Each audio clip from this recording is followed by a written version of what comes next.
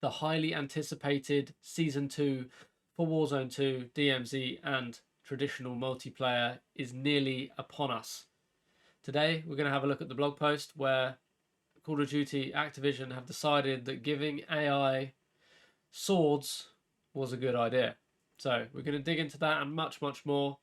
We're going to start off with the roadmap, which we've all been waiting for, to see if this can save Warzone 2 as we know it. We're going to jump straight in and check out what's coming up for Warzone 2. So Warzone 2, we're going to get the brand new Ashika Island. We're going to get a launch event for Resurgence. We've got some cool POIs on that. We did do a deeper dive on Ashika Island on the channel, so you can go check that one out if you haven't already. We're getting the return of 1v1 gulags. We've got the redeployed balloons. There's some new cool events. And we're getting jet skis. So that's pretty cool. DMZ obviously is getting a new faction for Modern Warfare 2 owners only. Again, we talked about that in another video. Pay to play. Is it a good thing? Is it a bad thing? You let me know in the comments. We've got a new boss, the Bomb Maker, and I'm sure much, much more. Traditional multiplayer is getting rank play. We're going to get a new raid episode. And we've got 4 new maps for Modern Warfare 2. 2 of them are battle maps, so these are going to be ground war maps. These are the slightly larger maps. We're going to see Zaya, which is Observatory, which will be familiar from Al-Mazrah and Battle Royale. And you'll also get the terminal area around Airport. We're also getting the return of Museum from the beta into Modern Warfare as a 6v6 map. And we're getting Dome as a 6v6 map, which looks to be the remake of that. We are getting new modes, so we're getting the Infected mode back. I say new, but it's new to this game. We're getting Gun Game, which is pretty exciting, and a few other ones if you're into that sort of thing. We're getting 5 new weapons, some new operators, and of course some new paid bundles. So let's get into it. First up, Resurgence mode. Resurgence will be here, as we discussed previously, on Ashika Island, the brand new map.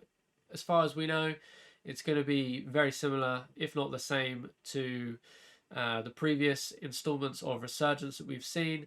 This time there are going to be plenty of AI, I'm sure. So your mileage may vary.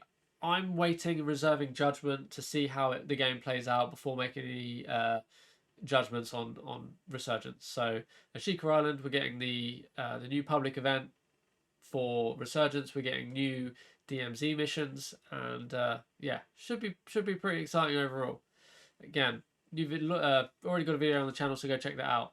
We got a launch event for Ashika Island, which is going to be in the Resurgence mode. Looks cool, not my sort of thing, but you can check that out. I'm sure you will as we get into the season. New public event also in season in Resurgence. That's got something to do with UAV towers. Intel towers, again, a bit of a gimmick, but I'm more interested to see if they've updated the gameplay mechanics, which we don't, spoiler alert, have too many updates for in this video. We've got the return of redeployed balloons, but this time in the form of drones. Look pretty futuristic. One cool thing is that you can spin around them when you are going up them. You can also detach and hip fire at any point during your ascent on these zip lines, so that's pretty cool. We're getting brand new AI combatants. So these are called rushers, and they are CQB experts, and essentially they've given AI knives and guns. Pain. Yes, pain indeed. So gonna have to see how that plays out.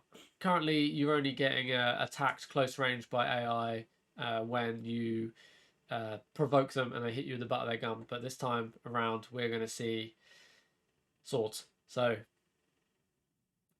let me know what you think about it in the comments, because again, reserving my judgment until we see how it plays out.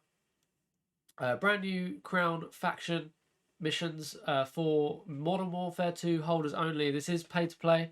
Again, spoke about this in a previous video. Let me know in the comments if you think this is good or bad, but there are going to be a big refresh of the first 3 DMZ faction missions anyway: White Lotus, Black Mouse, and Legion. So we will be seeing new content for all, but Crown faction will be exclusive to Modern Warfare 2 holders. So the bomb maker and new weapons case on Ashika Island. So this is going to be very similar to the chemist and the juggernaut and the attack helicopter commanders, but you're going to basically have to take this guy on Ashika Island to get a brand new weapons case. The return of Afghan. So Afghan's had a remake and it's dropping into Al Mazrah. This is at Satik Caves complex, and this will be another cool bit of nostalgia for you older COD players. So have to drop in, check that out. New point of interest to explore. We're going to briefly skip through the Modern Warfare 2 stuff, but essentially you're getting rank play if you're into that sort of thing.